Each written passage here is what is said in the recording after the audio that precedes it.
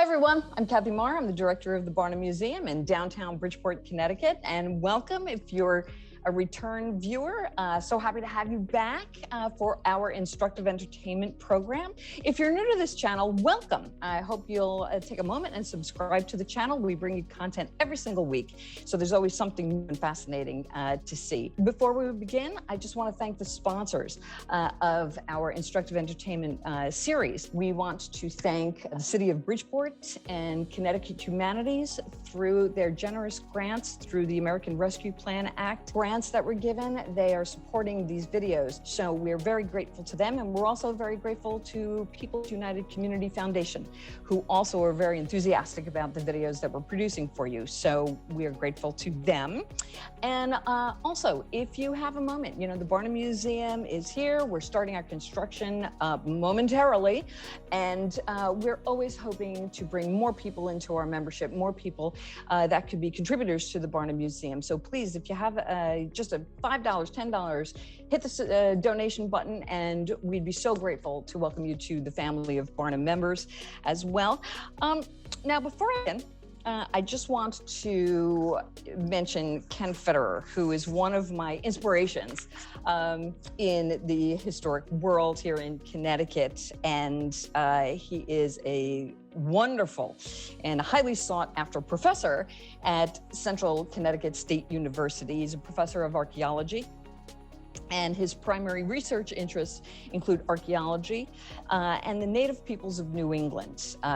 So it's interesting to be bringing Ken in to speak about the Barnum Museum, but stay with us because this is fun. We're gonna have discount codes. He is a fantastic author. And the book particularly that we're gonna be having a discussion about today is Frauds, Myths, and Mysteries, Science and Pseudoscience in Archaeology.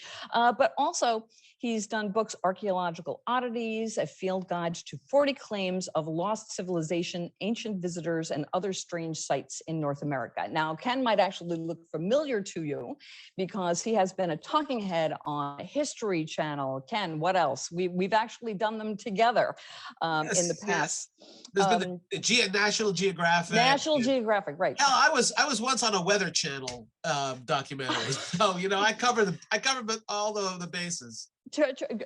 Travel Channel, Madison Square Garden Channel, we've been on. So that's how broad Ken's subject matter touches into so many different aspects of our lives and our thinking and our curiosity. So for this today, we're bringing Ken here to talk about one of the Barnum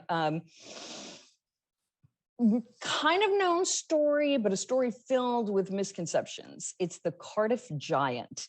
Even Mark Twain wrote about Barnum's Cardiff Giant in the ghost story. I'll encourage you to try to Google that as well as take a look at that little mini tale written by Mark Twain.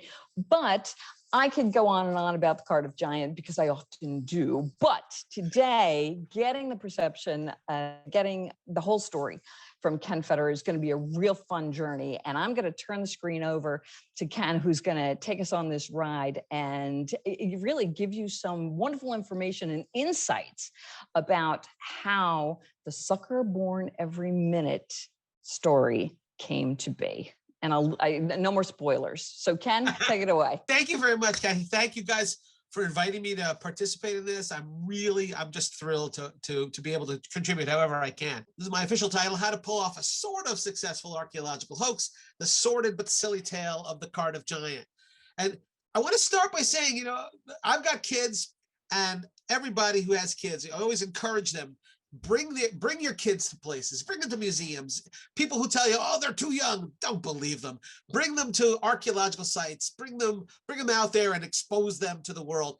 That's how I first learned about the Cardiff Giant. My parents, we grew up, my dad was a school teacher, my mom was a part-time bookkeeper, and every summer they jam me and my sister into the car, usually at 5 in the morning, because my father was obsessive compulsive about getting on the road, and we'd head off to the wilds of Connecticut. Connecticut for us in New York was the country. Or we'd go up to Maine, or we'd go to New York, and we'd see Civil War battlefields in the South, or whatever. we actually, I think I was 12 years old when my parents took me to the Farmers Museum in Cooperstown because I was psyched because we were going to see the Baseball Hall of Fame. But it was that visit to the Farmers Museum where I first saw the Cardiff Giant because it was on display there. No big deal. It was a little like shed out back. But I remember even at being 12 thinking, what, people thought that was real? And it's sort of is this interesting circle of life kind of a thing that then when I began writing this book, the Frauds book back in the late 80s, early 90s, it's now in its 10th edition, I knew absolutely I was going to have one chapter devoted to the Cardiff Giant because it's such a wonderful story. I mean, it's kind of emblematic of historical fakes and archaeological hoaxing and how, yeah, sometimes it is true that there's a sucker born every minute, but not necessarily in the way you might think. So anyhow, let's visit the Cardiff Giant. Now, before I start, there is this rule, these two rules. I think that Barnum knew these rules. How to fool people, specifically in an archaeological fraud. You got to do marketing research, people. You got to know what's going to excite people, what's going to turn people on, what are they going to want to believe, and that's exactly what I've have here on my slide. Find out what people want to believe and give them what they want. It's good. It's good historical heritage capitalism. Find out what people are interested in, give it to them, even if you got to make it up yourself. And that's what happened in the case of the Cardiff Giant.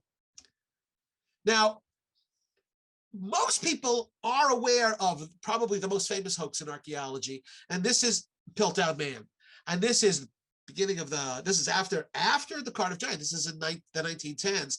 That fellow there on the left, dressed so dapper, is in fact Charles Dawson. And Charles Dawson was not an archaeologist. He was not a historian. He was not a researcher. He was a lawyer. But man, he had aspirations and he wanted to be famous. And he actually got the nickname was the Wizard of Sussex. This is in England. And he was just really, really, really super lucky at finding stuff. One of the rules of a good archaeological hoaxer that we learned from Charles Dawson is don't be too lucky. Because if you're too lucky, people start asking questions. How come he's always the guy finding stuff? And Dawson found a lot of stuff before he found a partial cranium and the mandible, the lower jaw, put them together and said, this is the human ancestor we've all been looking for. That photograph on the right, that's Mr. Dawson sitting down next to a few other researchers. And we do know from this photograph that is Chipper the goose. So he has achieved a level of immortality because he's part of the story of Piltdown. Now, Piltdown was very successful. It lasted for 40 years before archaeologists figured out a way to redate these things. They figured out that, in fact, the mandible, the jaw, was modern. And in fact, it belonged to an orangutan. It had been doctored, and the skull itself wasn't very old either. It was a modern human skull. And by putting the two together, people thought, this is the missing link. A human-like skull, an ape-like jaw. 40 years, this was successful. Cardiff Giant, not quite as long. Maybe we're talking about a few months, really. But in those few months, it made people a lot of money. It generated a huge amount of interest. And we're going to talk about that now. And it all starts in a little town near Syracuse, New York, upstate New York, in the fall of 1869. Fellow by the name of Stub Newell. You can't make this up. This is like if you were writing the story and you wanted a country bumpkin farmer from upstate New York, what better name would you come up with than Stub Newell? Now, legend has it that Stub got the nickname as the result of an anatomical deficiency. I always tell people that. Then I tell them quickly, get your mind out of the gutter. We're talking about the fact that he lost one of his toes to frostbite and wore a preserved portion of that toe suspended from a chain around his neck. So Stubbs kind of a strange guy in the first place. Well, Stubbs digging a well, having a well dug on his property, on his farm, hires a couple of guys, tells them where to dig, and they dig. After a short period of time, they're down to about 3 feet. They call Stubb over. They say, Stubb, we got a problem. We're digging in this nice floodplain soil, easy digging, but we found something really hard and large at about 3 feet. And Stubb, it looks for all the world like a couple of giant human feet turned to stone. Well, Stubb, feigning ignorance about this, comes over and said, oh, Why don't you, let's dig out some more. Forget about the well for a while. Let's dig out some more. Now, this is a map. This is a contemporary map made in November of 1869 after the giant was discovered. The arrow is pointing to the location where the Cardiff Giant, what became the Cardiff Giant, was discovered. Now, Stubbs' reaction, and a lot of this comes from newspaper accounts immediately after the discovery. Stubb decides, forget about digging the well. We got a gold mine here. Let's open this up to tourists, and I can charge people money to come and see this, what appears to be a giant petrified man, maybe from before Noah's flood.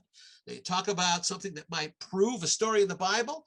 People certainly in the 1860s and probably in the 2020s are interested in seeing that.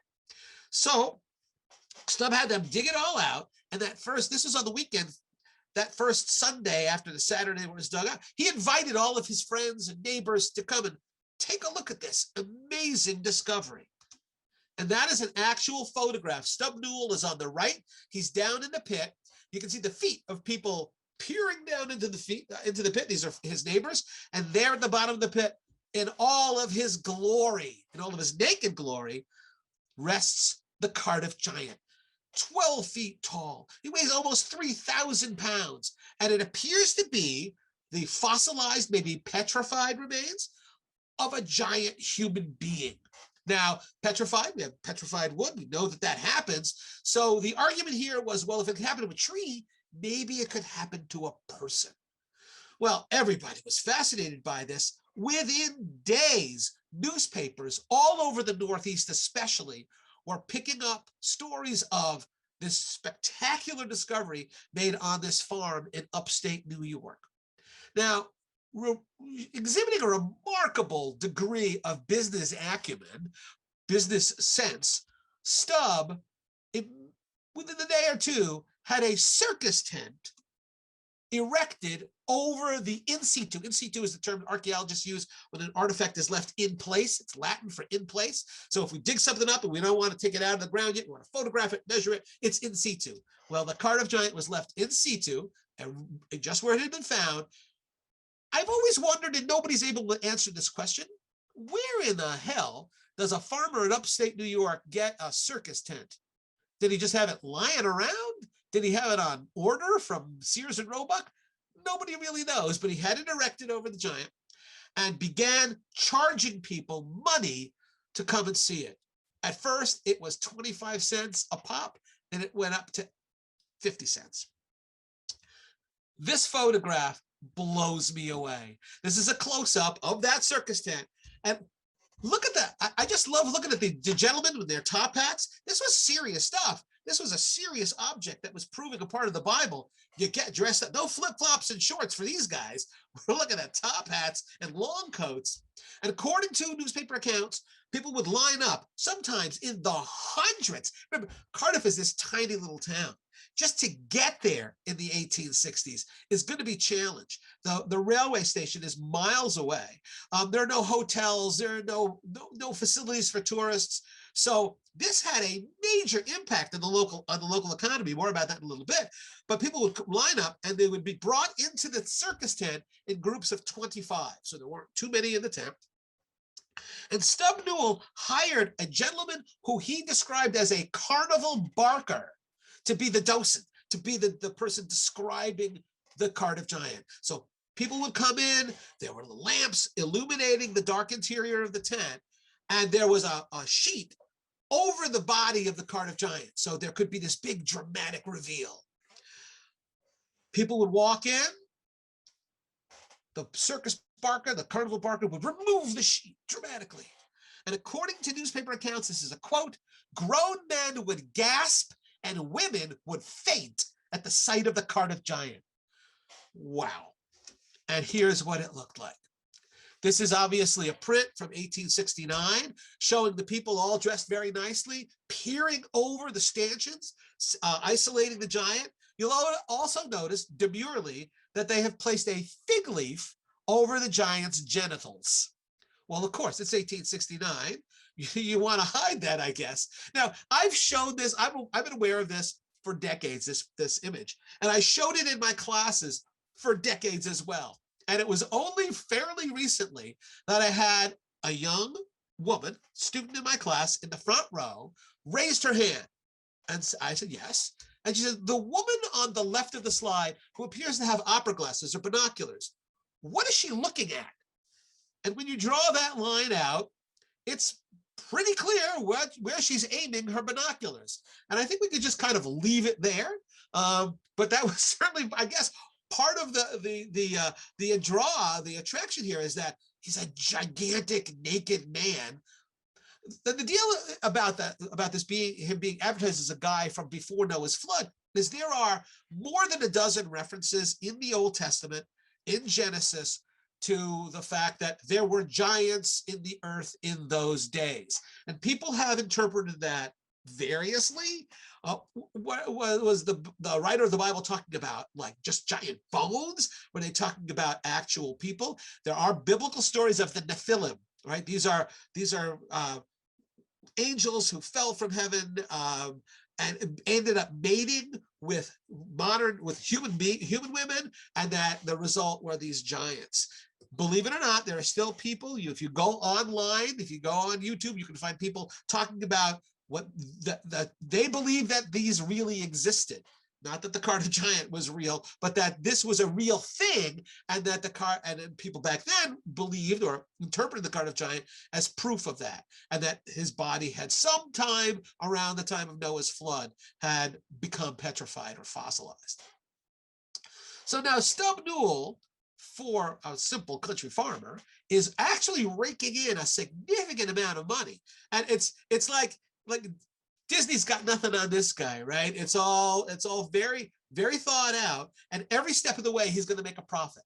If you want to get from the train station to his house to see the giant, well, you're going to pay for that. And he's providing the wagons. If you get hungry when you're at the farm and you are there to see the Cardiff Giant, his wife is making sandwiches that she will sell to you. You get really thirsty, this is the fall, there's apple cider. They'll sell you that as well. So Stub Newell, personally, is making a fortune by exhibiting the Cardiff Giant. And now that newspapers are picking it up, people from all over the Northeast, we've got reports of people from Washington, D.C., New York City for sure, Boston, Albany, Hartford, New London, actually taking the train, taking any vehicle they can to come and visit this amazing and miraculous discovery found on this little farm in upstate New York.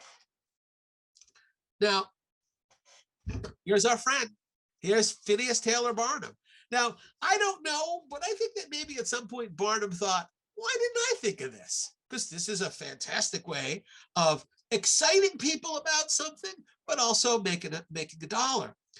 Barnum saw this guy was raking it in, Stub Newell, he's a country farmer. Barnum made Stub an offer. Barnum wanted to buy the Cardiff Giant and exhibit it in his sideshow. We are pretty confident that Barnum actually offered Stub Newell $30,000 for his purchase of the giant. I did this Cardiff Giant lecture at the Yale Peabody a few years ago for the celebration of Othniel C. Marsh. Marsh is the guy who found all those dinosaur bones at the Peabody and a lot of dinosaur bones at the American Museum in New York. Very famous paleontologist, most famous paleontologist of the 19th century. And so Barnum, so I was at this, I gave this lecture, and one of the people at the lecture was a Yale economist. And he did a little back of the envelope calculation. He told me $30,000, this is difficult because of inflation and deflation, 30,000 bucks today, we're looking at $750,000. That's a huge amount of money. And nevertheless, Stub Newell turned him down. And he turned him down because a consortium of businessmen, approached him and said, Stub, civic pride here, man. This is putting our community on the map. Tourists are flocking into Syracuse, the nearest big city, and they're staying at hotels, and they're buying food, and they're buying souvenirs, and they're buying postcards. And it's having this huge ripple effect on the economy. By the way, in the November elections of 1869, the Cardiff Giant actually got votes for town selectmen of Cardiff.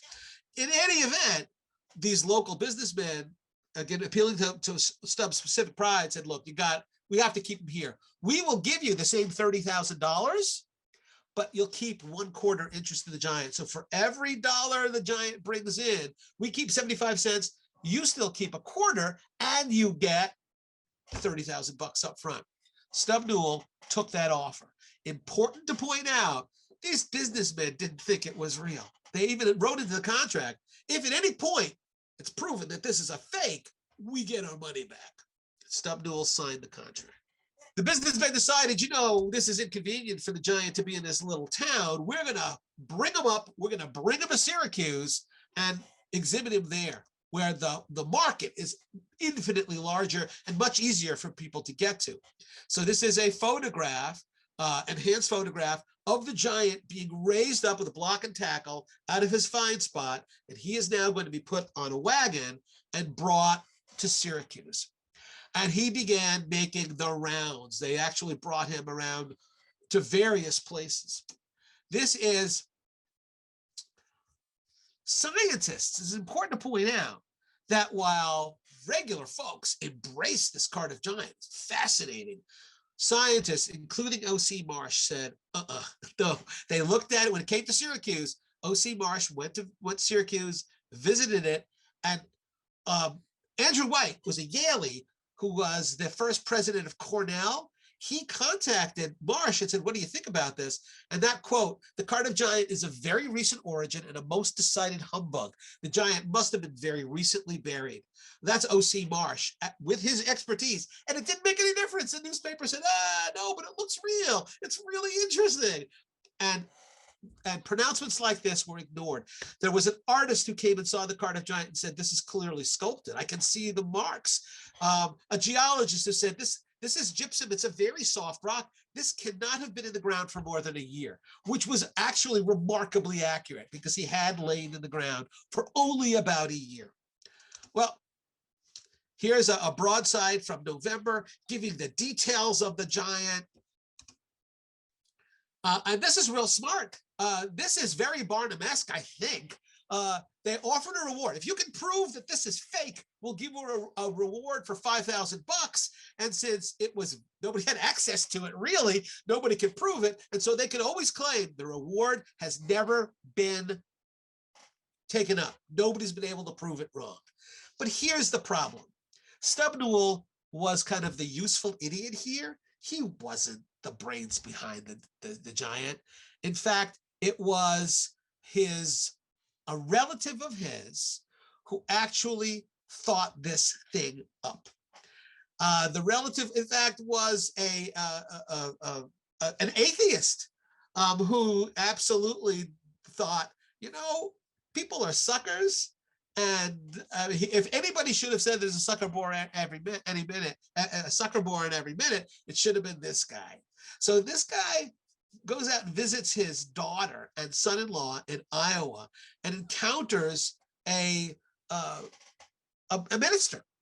And he's sort of chiding him about his beliefs and says, look, would you pay money? The guy was a businessman, George Hull, a cigar manufacturer, but a good, savvy businessman. And he says, look, would you pay money to see something that proved the Bible? And the minister said, yes, I would.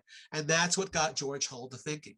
He then went to Fort Dodge, Iowa, bought a big chunk of gypsum, had it shipped to Chicago, where he hired 2 sculptors and essentially told them, could you just sculpt me a giant naked guy lying down? They must have thought that was a pretty weird request, but there was money involved. So there you go. They did it. They made a horrible mistake. They gave it a beard. And they made it look like George Hull. Now, Hull realized no way anybody's going to believe that a beard could fossilize. And the fact that it looks like me is going to be really inconvenient if anybody looks at the Giant, looks at me, looks at the Giant, looks at me and said, George, kind of weird, but looks a lot like you. He had them change the face, remove the beard, and you can still see the sculptor marks where the beard was removed. And then Hull, because the thing looked brand new, actually got acid, sulfuric acid, which he poured over the body of the Giant, which the sculptors must have thought, we have to get out of here. This is a dangerous situation. This guy's nuts. He's paid us all this money to carve a giant, and now he's pouring acid on it. Hull was smart. He knew it should look old. At some point, maybe right at the very beginning, he had contacted his cousin, nephew, it's not sure, and they had the giant buried on his property. And in fact, local people remembered a strange, very large cart, large group of horses that were going towards the Newell farm about a year before the giant was discovered. And those are real scare quotes. Once that announcement was made, the giant became a lot less valuable. But they took him on the road. And this is, again, this is maybe them pulling a Barnum on Barnum. Barnum never offered $150,000 for the Cardiff Giant, and yet that's what they were advertising. They were inflating the value of the giant. The giant, now, more about this in just a little bit. There was a lot of popular culture surrounding the giant, and I've got a poem for you. I'm only going to read a little bit of it. The True Origin of the Cardiff Giant. In ancient days, as we are told, Noah marched the animals into the fold. They closed the door of hickory bark, of which material he made the ark. He shipped a man of monstrous size, who was noted for his wondrous lies. There was but one of his race to be found. He was so wicked, Noah had him bound. The flood subsided, on time flew. Of the giant that drowned, no man ever knew, until the matter was lately made clear by a man at Cardiff, not far from here. One day, as he was digging a well, he struck something hard. What it was, he couldn't tell. So he dug all around, and there he found a monstrous man stuck fast in the ground. The poem is terrible, but it's written by L. Frank Baum. That's the Wizard of Oz guy who's writing a poem about the Cardiff Giant. Now, Barnum's solution to all of this is that they won't sell you the fake. Well, make your own fake of the fake. It's a double fake. It's a double negative somehow. We mentioned that Mark Twain was so enamored of this whole absurd story of Barnum making a fake of the fake and then advertising it as the real fake. And then the owners of the giant, the consortium businessmen, wanted to sue Barnum, and Barnum, that was great because that's publicity. Mark Twain wrote a ghost story. I'll read a very tiny fraction of it. The door, this is a guy is in a hotel in New York, and the Cardiff Giant is being displayed in New York City. And he's in the hotel in the middle of the night. A horrible ghost appears. A pale glow stole over the thing. Gradually, its cloudy folds took shape. An arm appeared, and then legs, then a body, and last, a great sad face looked out of the vapor, stripped of its filmy housings, naked, muscular, and comely. The majestic Cardiff Giant loomed above me. So he's being haunted by the ghost of the Cardiff Giant. But there's a problem.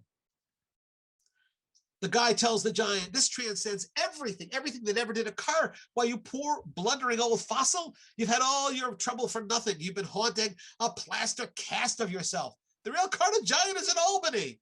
The giant responds, well, I never felt so absurd before. The petrified man has sold everybody else, and now the mean fraud has ended by selling its own ghost. My son, if there is any charity left in your heart for a poor, friendless phantom like me, don't let this get out. So, I mean, you know, as only Twain could do, he took this absurd story and added a level of absurdity to it. This is supposedly the plaster cast. I know that Kathy Marr is certainly aware of this. Marvin's Mechanical Museum in Michigan, Farmington, Michigan, bought this thing that is purported to be Barnum's plaster cast of the giant. And it's on display in his museum. And we know that after George Hull confessed to the whole thing in the following year in 1870, the giant was they still tried to make money off the giant and brought him on the road. The giant was exhibited at the Pan American Exposition, Buffalo, New York, 1901. A lot of people think the most important thing that happened here was the assassination of President William McKinley, right there where the arrow is pointing to. No. The most important thing that happened in this Pan American Exposition was that they were displaying the Cardiff Giant. If you look up there on the left, that area number 4, this is right there near the War Cyclorama. This is a postcard from the fair that I found online, and where it's hard to read where the arrow is pointing to. That building is devoted to the Cardiff Giant.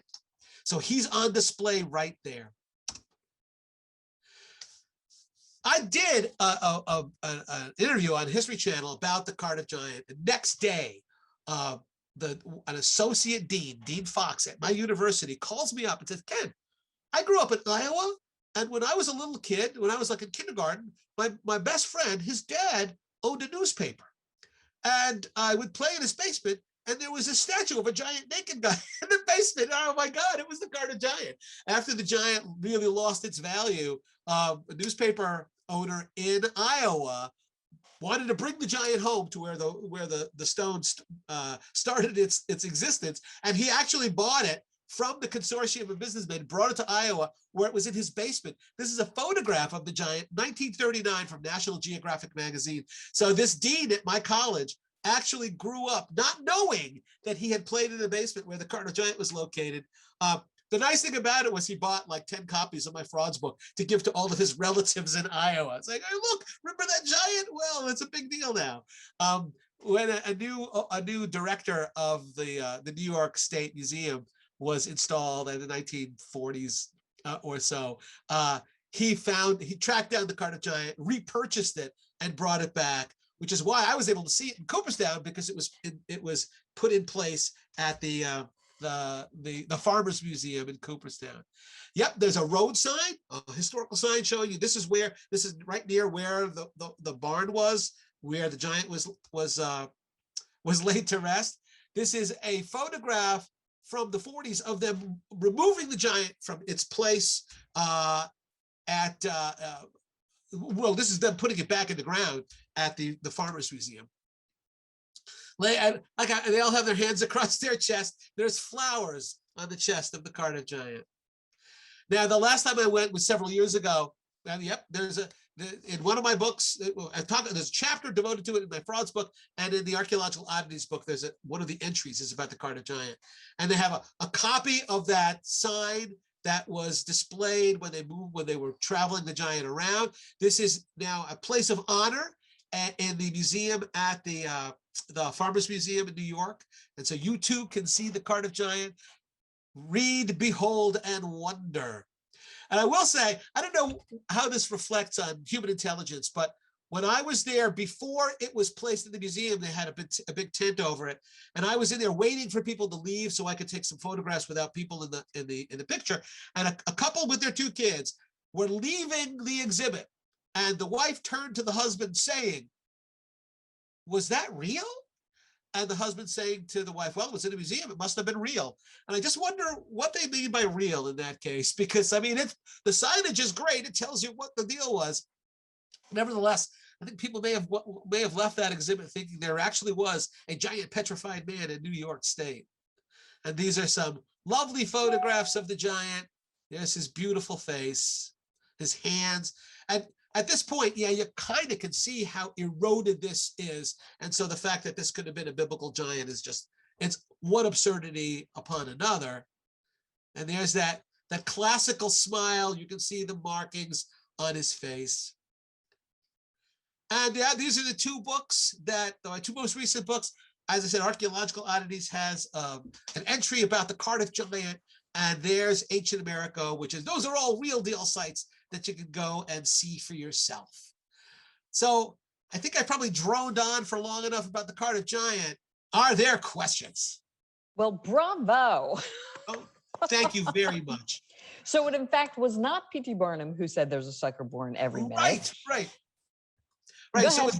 So my understanding is that when it was because of everybody going and viewing Barnum's fake that David Hannum, who believed that he was one of the investors in the real Giant, so he's the one who said it's sucker born every minute, meaning those people who go and visit Barnum's Giant, they're suckers because we got the real deal over here. But somehow Barnum gets tainted with that. I remember seeing the Broadway show years ago when it came to Hartford. There's an entire song where Barnum sings, "There's a sucker born every minute." Yeah. And they're supposed to believe, oh yeah, that Barnum was, I don't think Barnum was insulting of his audience. I think he respected his audience. It wasn't this kind of insult where you people are suckers. That was somebody else who said that.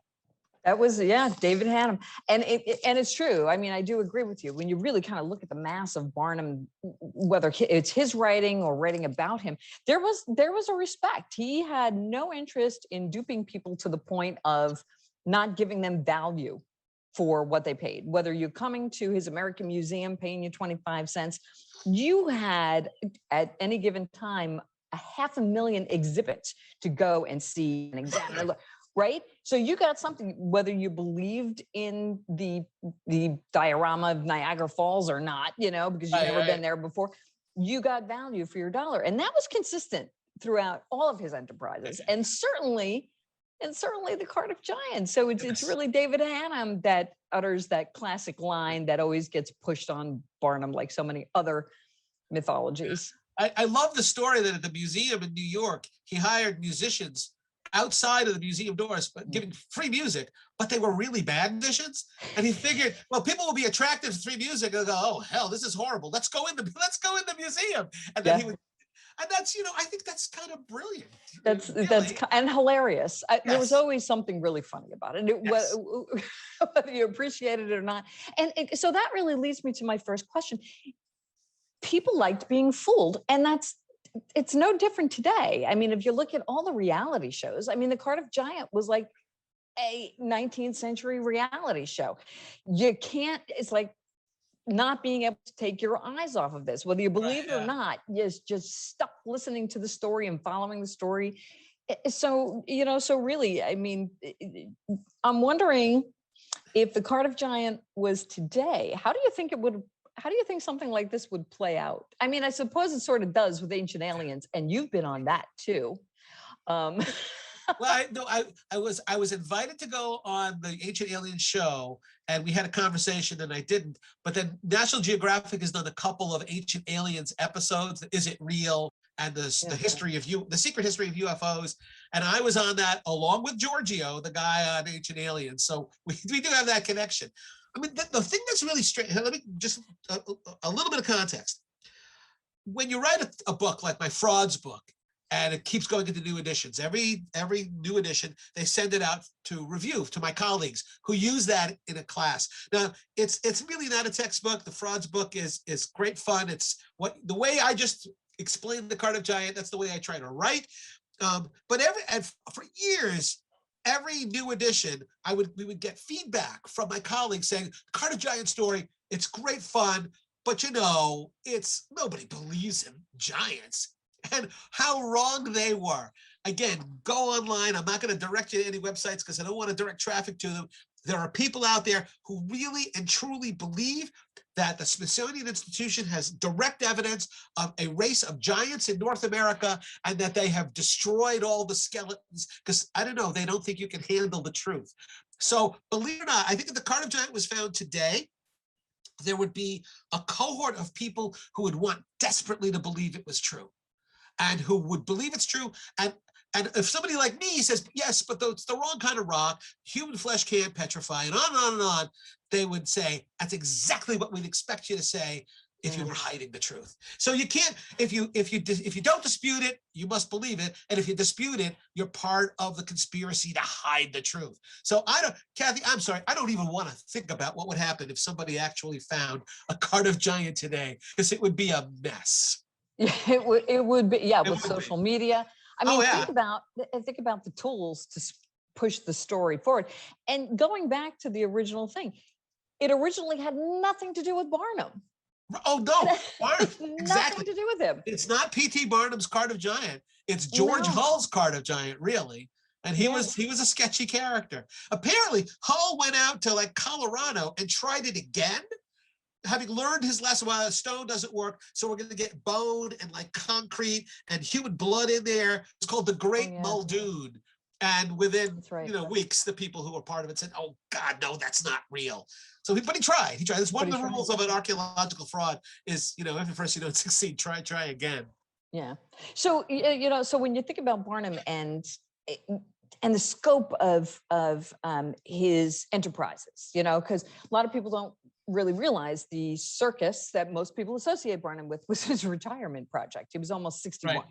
So it was really his American Museum in New York City, which was not a circus. If you watch the Greatest Right. Showman movie, you think it turns into, it's not. There was a lecture hall inside. And what Barnum actually does too, and that's why the Cardiff Giant is kind of a fun story to think about coming into his fold later on. We're talking 1842 New York City. I mean, it's a tough place. It's the Bowery. Right. It's the sanitation is not a mechanism in place to clean. Immigration is coming through. Theater going, entertainments, it was no place for women and children. Theaters that you would go to were predominantly male audiences. They were, there was drinking, there was smoking, there was violence, no place, for women to attend. Barnum opens the lecture hall at his American Museum. It doesn't allow any kind of intoxicants in his American Museum. If you wanted to drink or smoke, you had to leave and pay full price to get back in, right? Teetotaler's pledge. So he's promoting wholesome family entertainment, which we also in modern sensibilities don't assign Barnum. So when the Cardiff Giant is kind of revealed as maybe it's not true, that's when Barnum thought it was hilarious.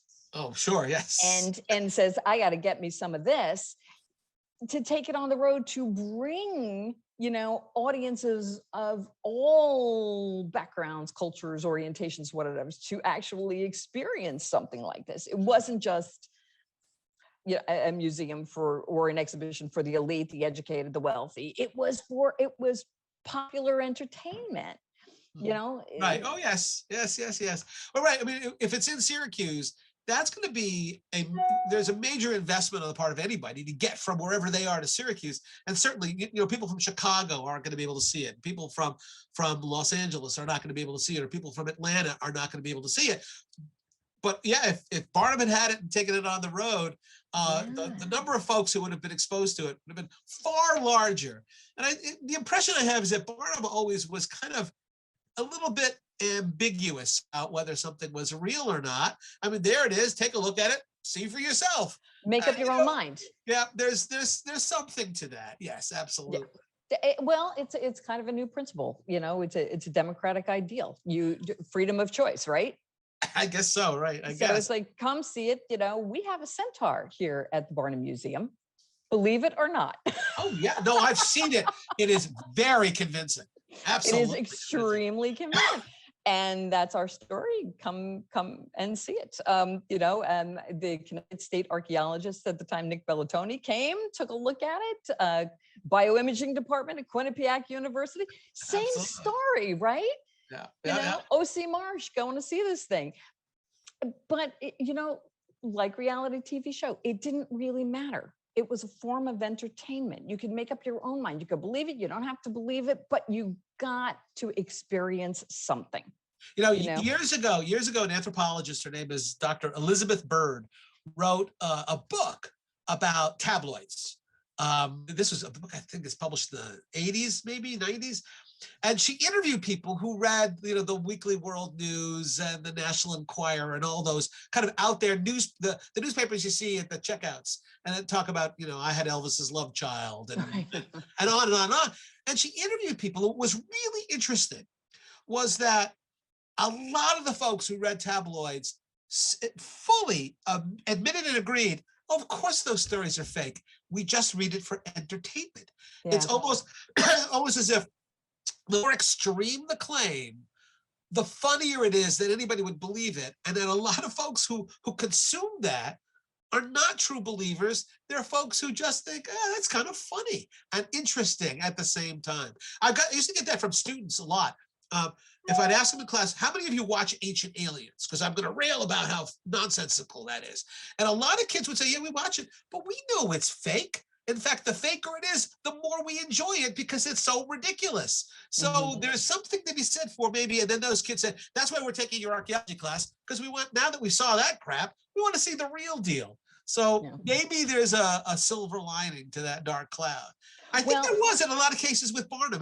I think Barnum said, oh yeah, I want to get butts in the seats in here. And once I draw them in with a Fiji mermaid, there's all this other real stuff that people will benefit from seeing.